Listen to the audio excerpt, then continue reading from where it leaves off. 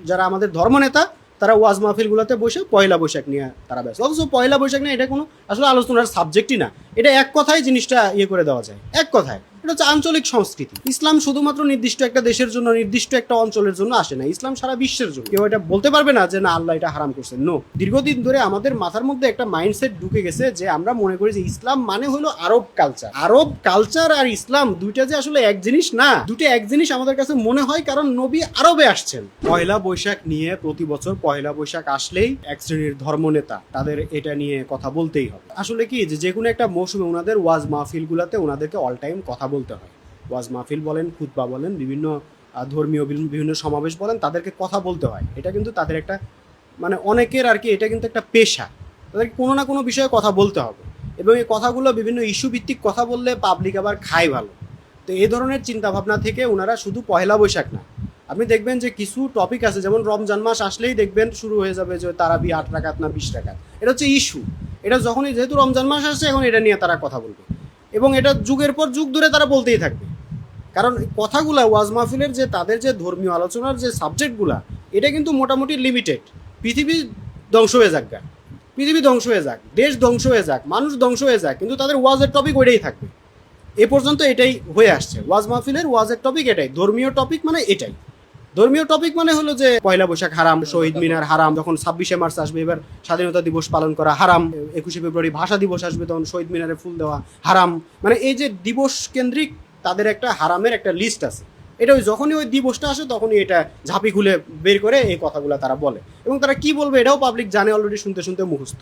তো আসলে এগুলা ব্যাপার হচ্ছে কি, যুগের সাথে সাথে মানুষের বাস্তব সংকটের সমাধান দিতে পারে না বলেই তো মানুষ আজকে ধর্মকে শুধুমাত্র ওয়াজ মাহফিলের বিষয় হিসেবে ফালায় রাখছে, ধর্মকে শুধুমাত্র মসজিদ মাদ্রাসার বিষয় হিসেবে ফালায় রাখছে। এই জন্যই তো, কারণ মানুষ বাস্তব সংকটের বাস্তব কোনো সমাধান ওনাদের কাছে পায় না। মানুষ এখন কি পয়লা বৈশাখ নিয়ে মানুষের কোনো মাথা ব্যথা? মানুষের কি এখন পয়লা বৈশাখ নিয়ে কোনো মাথা ব্যথা? মানুষের কি এখন ওই যে 26শে মার্চ শহীদ মিনারে ফুল দেওয়া কি ফুল দেওয়া না এগুলা নিয়ে কি কোনো মানুষের মাথা ব্যথা? মানুষের কি ওই যে স্মৃতিসৌধে যাওয়া এগুলা নিয়ে মানুষের মাথা ব্যথা? মানুষের মাথা ব্যথা হলো মানুষের বাস্তব অর্থনৈতিক সংকট, সামনে দুর্ভিক্ষ হয়ে আসতেছে, মানুষ এটা নিয়ে টেনশনে। এটা নিয়ে তাদের কোনো, এটা কি হারাম না হালাল এগুলা নিয়ে তাদের কোনো, তারা এই কথাটা বলতেছে না যে সুদ হারাম, সুদ নিয়ে তাদের কোনো কথা নেই।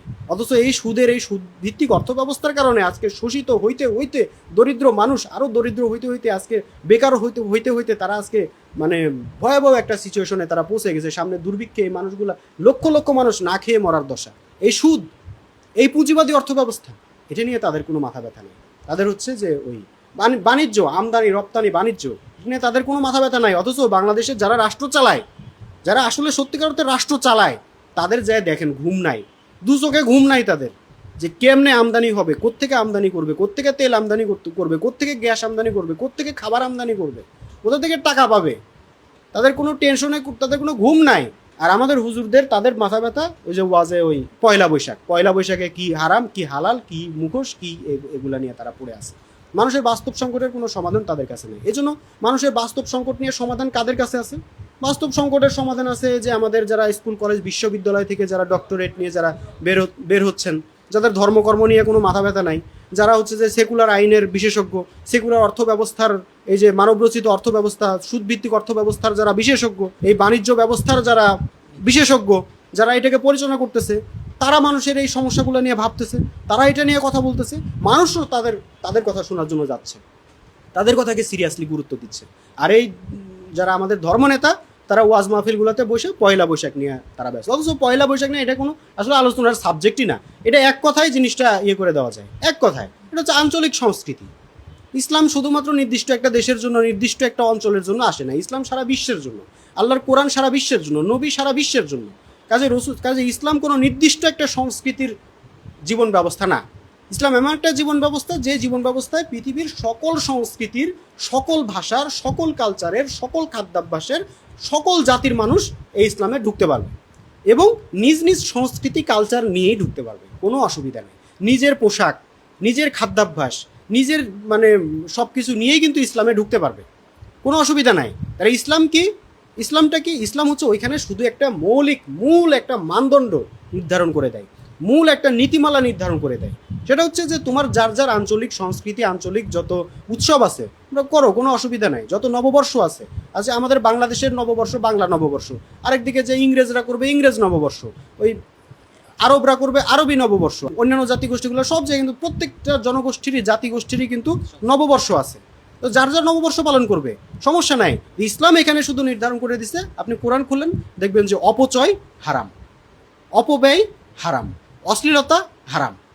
কাজে আপনি যত খুশি আপনি উৎসব করেন, অসুবিধা নাই, অপচয় করতে পারবেন না, অশ্লীলতা করতে পারবেন না। ব্যাস, এখন আপনি যত সকল সংস্কৃতির মানুষ তার নিজ নিজ উৎসব পালন করুক, কোনো অসুবিধা নাই, নববর্ষ পালন করুক, অপচয় করতে পারবে না, অশ্লীলতা করতে পারবে না। নববর্ষের নামে আপনি অশ্লীলতা করে বেড়াবেন, এগুলো চলবে না। অশ্লীলতা বাদ দিয়ে আপনি শালীন ভদ্রভাবে আপনি আপনার সংস্কৃতি আপনি পালন করেন। কেউ এটা বলতে পারবে না যে না আল্লাহ এটা হারাম করছেন। নো, হারাম না, হারাম না। এখন সমস্যা হচ্ছে কি, আমাদের দীর্ঘদিন ধরে আমাদের মাথার মধ্যে একটা মাইন্ডসেট ঢুকে গেছে যে আমরা মনে করি যে ইসলাম মানে হলো আরব কালচার। আরব কালচার আর ইসলাম দুইটা যে আসলে এক জিনিস না, দুটো এক জিনিস আমাদের কাছে মনে হয়, কারণ নবী আরবে আসছেন, এই জন্য আরবের খাদ্যাভ্যাস উনি অনুসরণ করছেন, আরবের পোশাক আশাক পরছেন, আরবের কালচার উনি অনুসরণ করছেন। স্বাভাবিক, নবী যদি আরবে না এসে যদি জাপানে আসতেন তাহলে জাপানের কালচার অনুসরণ করতেন, কিন্তু মানদণ্ড হিসেবে ওই যে আল্লাহ বলে দিয়েছেন অশ্লীলতা করা যাবে না। কাজে জাপানের এই কালচারে যদি অশ্লীল কোনো উপাদান থাকতো আল্লাহ রসুল ওইটা নিষিদ্ধ করে দিতেন, ওইটা আস্তে আস্তে ওইটা ভ্যানিশ হয়ে যেত। যদি অপচয়ের কোনো ব্যাপার থাকতো ওইটা নিষিদ্ধ হয়ে যেত। এই হচ্ছে ব্যাপার। তো আরবের কালচারে কি অশ্লীলতা ছিল না, অপচয় ছিল না? ওইটা কিন্তু ইসলামে কিন্তু অ্যালাউড না, ওটা ইসলাম কিন্তু এটা নিষিদ্ধ করে দিছে, দিয়ে সুস্থ শালীন একটা সংস্কৃতি আরবে আল্লাহ রসুল কিন্তু সেখানে গড়ে তুলছেন। যেমন আমরা দেখি যে গান বাজনা নিয়েও অশ্লীল গান, অশ্লীলতাকে বাদ দিয়ে দিচ্ছেন, কিন্তু গান কিন্তু বন্ধ করে দেন নাই।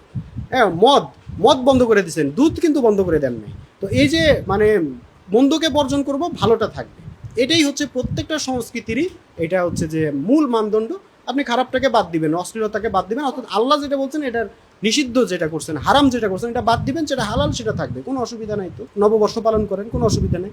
এই যে 1 মিনিটের একটা ব্যাপার, মূল মানদণ্ডটার ভিতরে কিন্তু সিদ্ধান্ত হয়ে যায়, কিন্তু এটা নিয়ে যুগের পর যুগ ধরে এরা ওদেরকে ঠেলবে, ওরা এদেরকে ঠেলবে, সেকুলাররা হিন্দু আনি, এরা আবার বলবে এরা হলো কাঠমোল্লা, এটা নিয়ে চলতেছে, তারা দেশ জুড়ে এটা নিয়ে পড়ে রয়েছে। অথচ মানুষের বাস্তব সংকট নিয়ে তাদের কোনো সলিউশন নাই, এটা নিয়ে তাদের কোনো মাথা ব্যথা নেই।